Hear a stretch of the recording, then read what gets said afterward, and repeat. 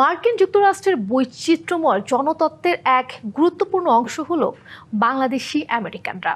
বর্তমানে এই জনগোষ্ঠী আমেরিকার মূলধারার অর্থনীতি, রাজনীতি এবং সংস্কৃতিতে সুদৃঢ় করে চলেছে নিজেদের অবস্থান।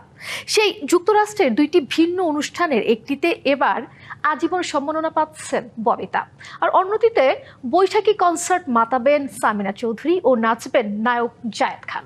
আগামী 25 ও 26 জুলাই যুক্তরাষ্ট্রের লস এঞ্জেলেসে বিখ্যাত হলিউড সাইন সংলগ্ন এলাকায় অনুষ্ঠিত হবে আনন্দমেলা অ্যাওয়ার্ড 2026।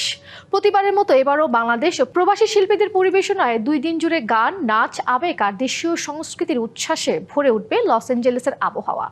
আনন্দমেলা অ্যাওয়ার্ড 2026-এর আসরে আজীবন সম্মাননায় ভূষিত করা হচ্ছে চলচ্চিত্র অভিনেত্রী ববিতাকে।